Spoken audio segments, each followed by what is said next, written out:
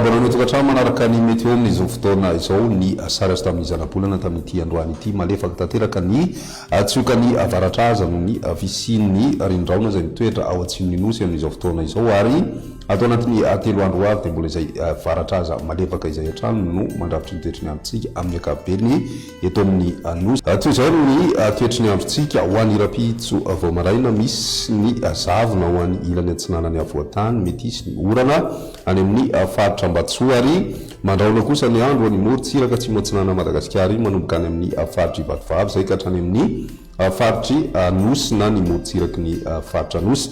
Mety ahitana ihany koa vao maraina ny atitan'ny faritry Melaky sy ny any amin'ny faritry Bongolava. Ny ambiny kosa indray dia maina tanteraka na ny masoandro no ibatoerana ho an'ny rapitso tolakandro misy hatrany ny orana ho an'ny faritry Ambatsoa ary mety hita hatrany ny faritry Savasy ny faritra Nalanjorofo izay mandraona ny andro ny faritra Alaotra Mangoro sy ny faritra Atsinanana ary ny voatany ny ambiny kosa dia anjakany masoandro tanteraka hatrany raha ny maripana vao vinavina amin'izay andro ny rapitso izay misy fiakarana amin'ny ankapobeny maripana ho an'ny faritra Atsinanana sy ho an'ny voatany ary tombanana manodidina ny 10-30 degré Celsius ny maripana ambony indrindra izay mitoetra any amin'ny tapany avaratra andrefana sy voany andrefany Nosy iny.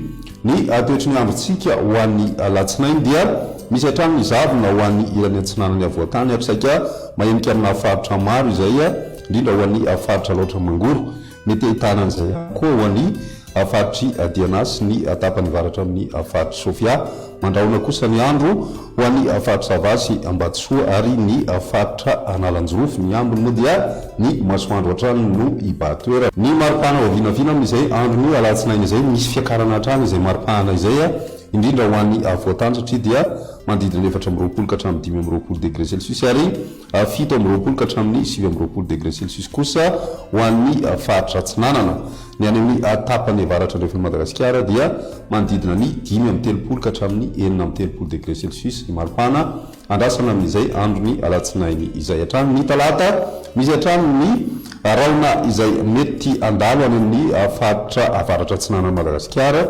Ny tapakandro hariva kosa dia mety ahitana orana tany vindraona afany atsimo amin'ny faritra Diana sy ny any amin'ny tendrony atsimo atsinanany Nosy manakaiky ny distrikany Taolagnaro sy ny any Vohipeno ary Vangaindrano any.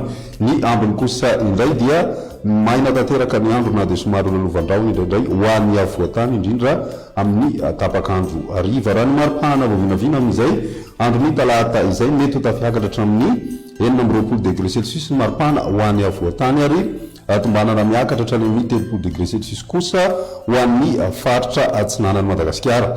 Mbola mijanona 5-30 ka hatramin'ny 4-30 degré Celsius kosa ny maripana ambony indrindra izay mitoetra any amin'ny faritra avaratra andrefany Madagasikara iny.